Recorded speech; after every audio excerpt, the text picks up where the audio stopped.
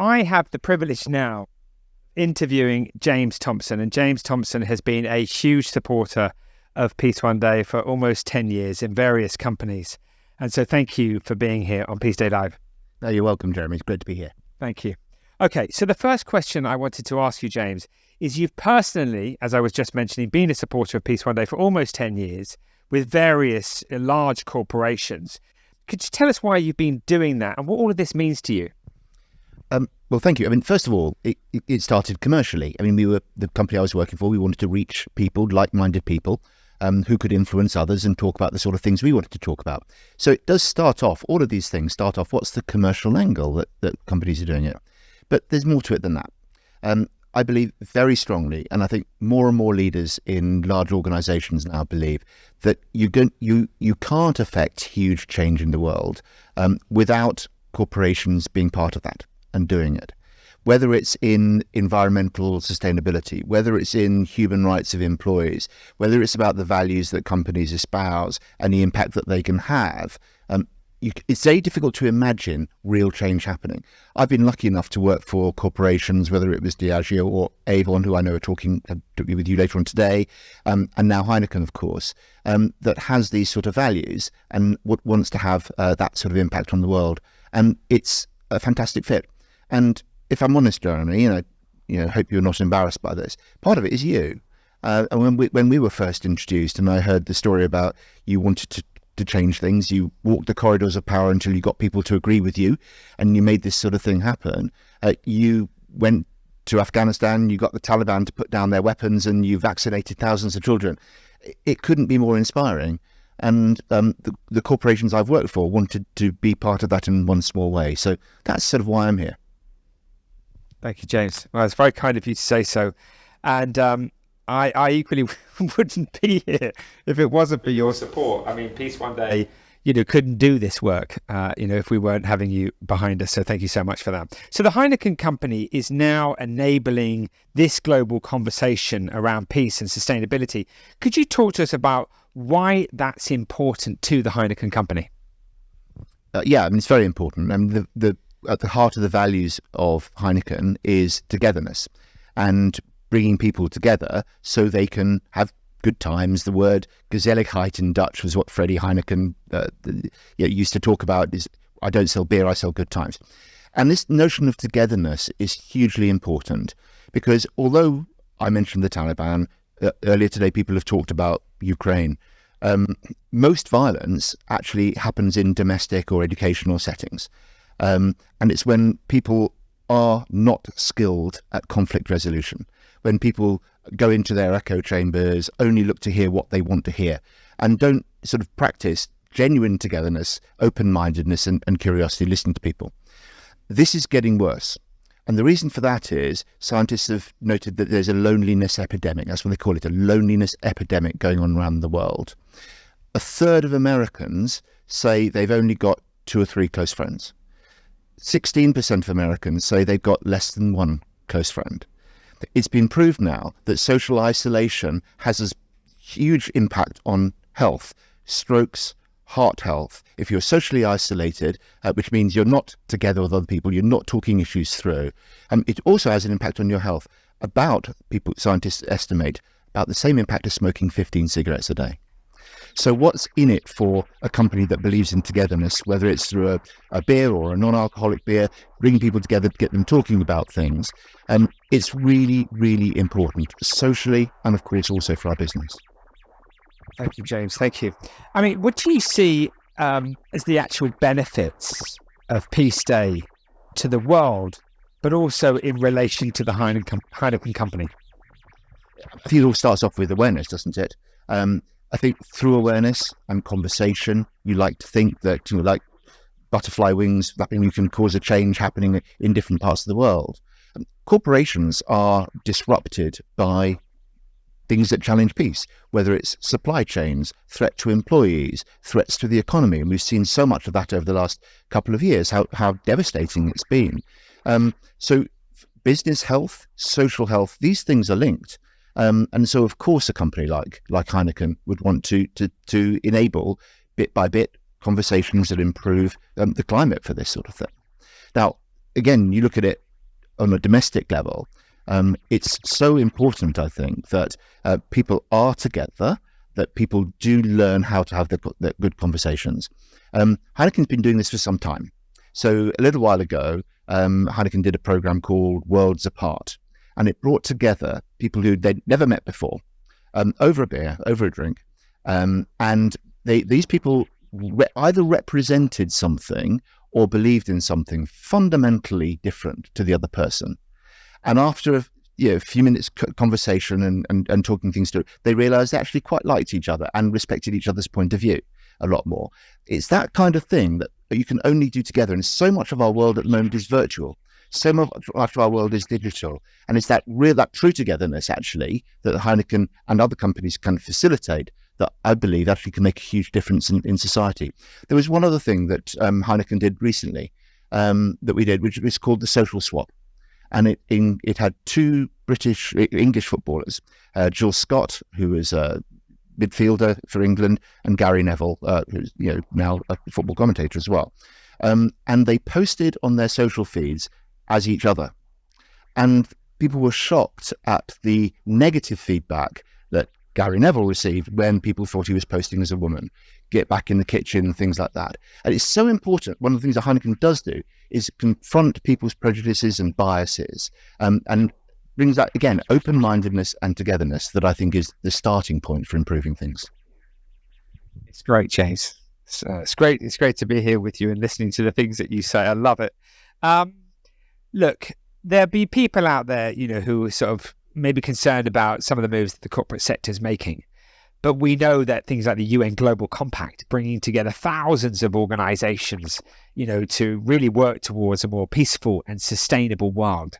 To those who out there who might be really wondering about the corporate sector and its desire for profit, there's actually so much going on, isn't there, within large corporations? I mean, it isn't just about profit anymore, is it?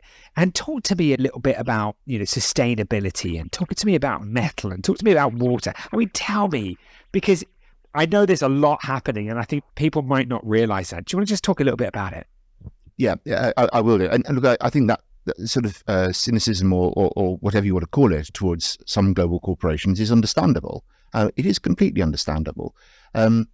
But I think increasingly the accountability for improvement is going to be more and more transparent. People need to have, corporations are going to need to have goals around sustainability, need to have goals around human rights treatment of employees, need to have goals around their general behaviour in societies. And as I said earlier, I think, can you imagine the world improving without corporations behaving better? I can't. I just cannot see it happening. Now, you talked about environmental sustainability. A number of corporations, Heineken happens to be one of them, have got much tougher self-imposed environmental targets than the global targets. I mean, Heineken intends to be carbon neutral by 2030. Extraordinary, right? Difficult. Nobody knows exactly how to do it, but there's a lot of progress that's been made, and I think the end is in sight. That also goes for water usage. Water usage in drinks. It's not just the water that goes into the drink itself, it's how you make it and so on. And some of the breweries or the plants are in water stressed areas. Huge improvements that companies like Heineken are making in terms of water usage around the world. And these things now can be read in companies' annual reports. So it's now increasingly transparent. If people want to find out how a company is doing so they can hold them to account, they can. And that's right. But in my experience, great corporations welcome it and are actually trying to beat the targets that governments are setting. So, I think, what can I say? Trust us? I'm not saying that. I'm saying there are methods for holding people to account and scrutinizing, and people should use them. But please drop the cynicism, because just hold them to account. I mean, I couldn't agree with you more, James. I mean, if we're going to see massive change occur, it's going to be, I personally think, similarly to you, it's going to be driven by the corporate sector. It has the trust, it has the money, it has the workforces, and it knows perfectly well that doing well, by doing good, you know what I mean? That, if those organizations are really progressive around the way it treats the planet and the resources it uses, then its workforce are going to want to stay there because they're going to be proud to work for it. The consumer is going to want to purchase because it knows it's purchasing from somebody who's really thinking about, these issues. And that is really exciting, isn't it? it is exciting and it's true, because people, of course, there are lots of factors that go in behind what people choose to do with their money, what they choose to buy, but increasingly and more with younger people, making sure that the corporation they're buying from is doing the right thing is a factor. And it's really important. Making sure the corporation you're intending to work for is doing the right thing. People make choices based on these things. So it's an economy and a workforce and a consumer base that thinks on its feet in more dimensions than it ever used to do. I think that's a fantastic thing. Yeah. And so, listen, I didn't know we were going to be able to ask so many questions. You didn't either, did you? By the way, James knows no idea about any of this. Sorry about this, mate. But yeah, I love it. Can I ask you about ESG? This, environment, social and governance. I mean, is this something that's really, really being talked about? And to those who might not know, we've heard of CSR, corporate social responsibility. We've heard of that phrase for quite a while now. But now ESG is a really big thing. Could you help us understand that a little bit? Yeah, I mean, Heineken, for example, and I'm aware of other companies that also do this, has somebody whose sole job is to look into sustainability. And make sure that all parts of the organization are considering it when they're considering recipe changes, packaging changes, manufacturing changes, distribution logistics, and how they present all of these things. It's really, really important. Heineken also puts its ingredients and how to understand impact of alcohol on its labels and so on. So there's a great sense of responsibility, certainly that the Heineken company has towards people, planet, and so on. Heineken's not unique. I'm very proud to be at Heineken that does it, but other companies do as well. You'll find sustainability officers in senior positions at companies like Unilever and so on. I think it's a growing trend. It's going to happen more and more. It's happening because companies want to do it, but it's also happening because they have to do it. And across Europe, there is something called CSRD coming down the line, where companies have to declare what they are doing. They have to, in minute detail, record the contribution they're making, how they're making their decisions about social and environmental impact. So this is happening in a way that's regulated. Companies are making sure that they do it. Yeah, regulation. It takes you on to the sort of big conversation of justice and the rule of law and the strength of the rule of law, right?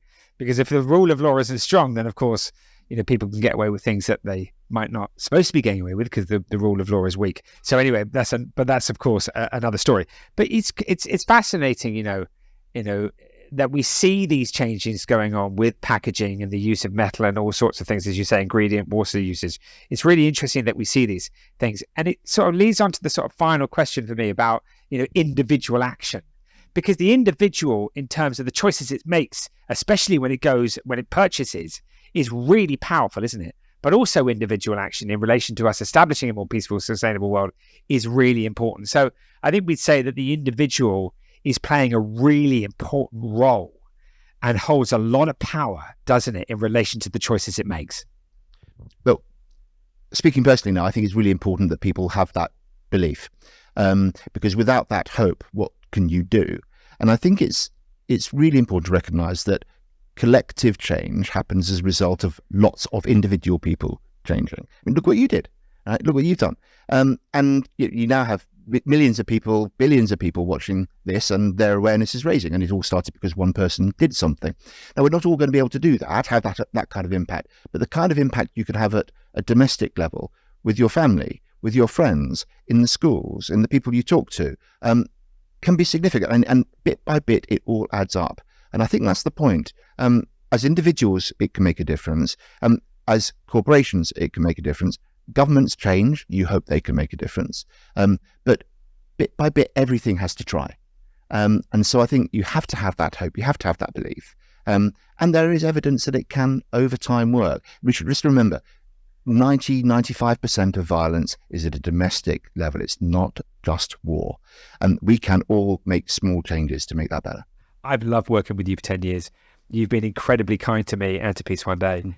We wouldn't be here if it hadn't been for that support. It's consistent. And I know that, as you now move into this next phase of your journey, I know that I'm going to be able to have the opportunity to continue to work with you.